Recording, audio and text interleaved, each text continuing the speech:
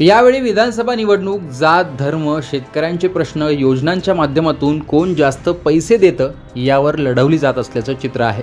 त्याचबरोबर नात्यांचाही प्रभाव या निवडणुकीवर आहे। शरद पवारांचं घर फुटलं, काका पुतणे वाद पुन्हा महाराष्ट्र पाहतोय। कुठे काका पुतणे, कुठे बाप लेक, कुठे भाऊ भाऊ तर कुठे भाऊ बहीण। अनेक ठिकाणी नात्यांमध्येच उमेदवार एकमेकांविरोधात निवडणूक लढवत आहेत। काही ठिकाणी मात्र दुरावलेली नाती जवळ आली आहेत असं दिसतंय। असंच चित्र संगमनेर तालुक्यात दिसतंय। काँग्रेसने निलंबित केलेले अपक्ष आमदार सत्यजित तांबे हे आपले मामा बाळासाहेब थोरात यांच्यासाठी प्रचारात उतरले आहेत। नाशिक पदवीधर मतदारसंघातून सत्यजित तांबे हे अपक्ष विधान परिषदेवर निवडून गेले होते। काँग्रेसकडून त्यांच्या वडिलांना तिकीट देण्यात आलं होतं, पण सत्यजित तांबेंनी बंडखोरी केली आणि भाजपच्या छुप्या पाठिंब्यावर ते आमदार झाले। त्यावेळी पक्षाकडून त्यांचं निलंबन केलं गेलं होतं। मामा बाळासाहेब थोरात हे काँग्रेसचं राज्यात नेतृत्व करत असतानाही हा प्रकार घडल्याने अनेकांनी आश्चर्य व्यक्त केलं होतं। लोकसभा निवडणुकीत सत्यजित तांबे हे सक्रिय नव्हते। त्यांनी सांगलीचे अपक्ष विशाल पाटील यांच्यासाठी काही काळ प्रचार केला होता।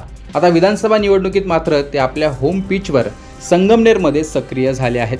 विधानसभा निवडणुकीत प्रारंभी सुजय विखे यांच्या व्यासपीठावरून जयश्री थोरात यांच्याबद्दल आक्षेपार्ह वक्तव्य झाल्यानंतर सत्यजित तांबे यांनी समाज माध्यमांवर या घटनेचा निषेध केला होता।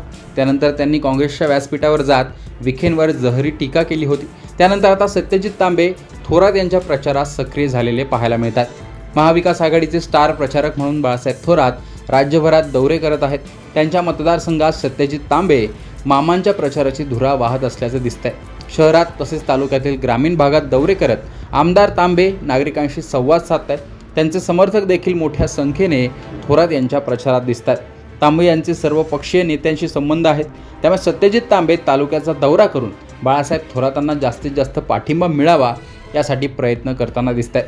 त्यामुळे पुन्हा एकदा नगर जिल्ह्यात नात्यागोत्याचं राजकारण पाहायला मिळालं आणि नाती जपण्याचा प्रकारही यातून दिसून येतोय। एकूणच सत्यजित तांबे यांचं झालेलं निलंबन, त्यानंतर त्यांनी बाळासाहेब थोरातांचा प्रचार करणं याविषयी तुमचं मत कमेंट बॉक्समध्ये सांगा। लोकमतचं यूट्यूब चॅनल सबस्क्राईब केलं नसेल तर आठवणीनं सबस्क्राईब देखील करा।